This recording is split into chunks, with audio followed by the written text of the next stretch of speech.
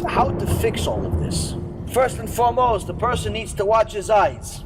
This is a given. This is something we all know about. We're going to go into details in a moment. But he has to watch his eyes to the extent that he's not even allowed to see animals doing what they do. He also has to watch his mouth. If you curse, you will waste seed. But if you want to do serious tshuva, this is a must. Don't speak to the woman. The Mishnah says, who is this woman? His own wife. Don't speak to her too much. Meaning, speak just enough to do what you need to do, to maintain the relationship, to pay attention to her, but don't become her second girlfriend. Talk when it's necessary. Talk when it has a meaning. Needless to say, don't talk to strangers. If it's a strange woman, unless she's your manager, your customer, your boss, you have absolutely no reason to talk to her. A guy shouldn't even get to a point of even touching women or their clothing. All of these men that are in the clothing business, if it's women's clothing, they should probably find a different profession.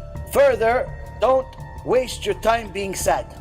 Sadness leads to wasting seed, sadness leads to promiscuity, sadness leads to a lot of problems. All of these things that make people sad, get over it. You don't, you're letting the Yetzer Hara park in your house. And the Yetzer Hara, he's not looking for you to make small sins.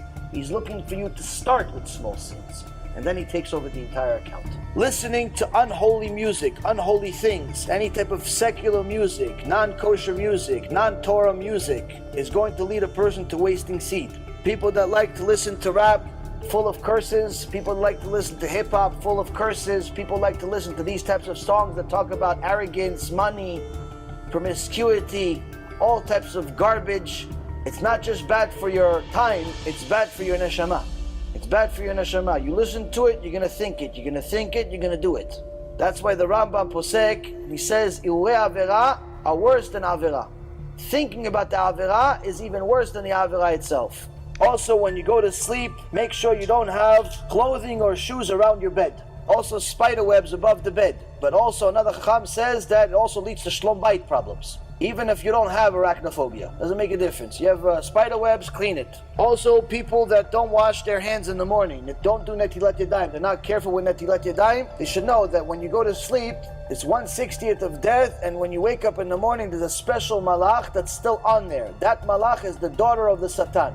You're not even allowed to touch your ears. You're not allowed to touch your nose. You're not allowed to touch your genitals. You're not allowed to touch your mouth. The Gemara says it's better off you cut off his hand than him touching himself, any part of his body, before he washes his hand with netilat yadayim. Next is sleeping too much. Sleeping too much leads to wasting seed, especially sleeping deep. Also, it's treating mitzvot lightly. He says if you start treating mitzvot lightly, you're going to waste seed. Why? Because your mind is not clean.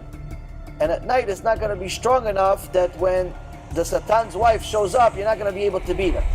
Or anybody that disrespects the sages. You start saying, nah, Rashi, I don't think Rashi was right on this one. Rambam, I'm not really sure. You treat the sages lightly, no good. Or somebody that likes to play with his hair. You ever see these guys play with their hair? You know, they put their gel in their hair and they do their hair 500 times a day. You know, in case Hollywood shows up, no good. It's going to lead to wasting seed. You're too comfortable with your body. But worse than anything else, everything I read to you until now, there's one thing that's worse than everything. Gava. Someone that's arrogant.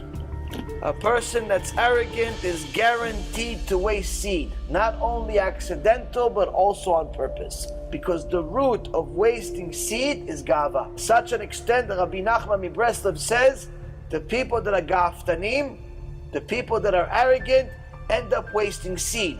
If they don't have that under control, they're going to become very promiscuous. If they don't have that under control, they're going to become homosexuals too. Once a person does not control his arrogance and starts thinking that everything belongs to them, their body belongs to them, somebody else's body belongs to them, and doesn't control himself, has excuses for everything, she has excuses for everything, eventually their natural state is not going to be so natural.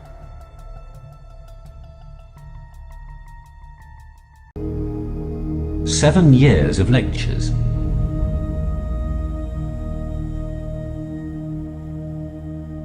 Seven months of film editing.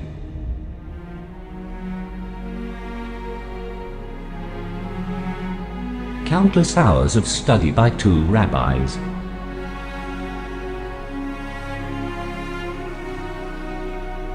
information we received over 3,000 years ago. All for this moment.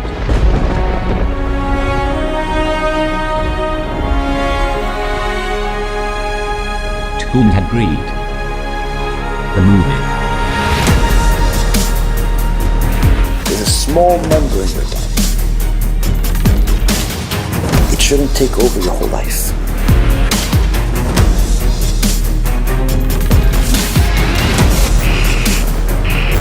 If you satiate it,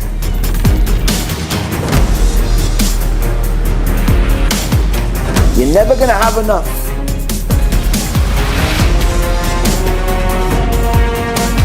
The Sofer clan, when it gets a hold of something, it does not let go. Time for us to rectify what we have done. Normal numbers should be somewhere around 20 million or higher.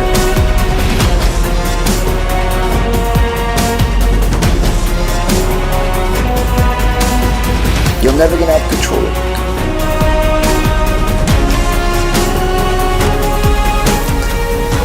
If you start it,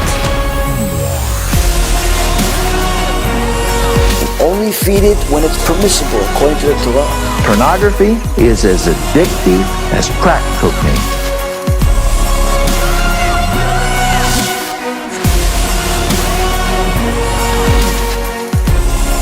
You're always going to be happy, including this world and the next.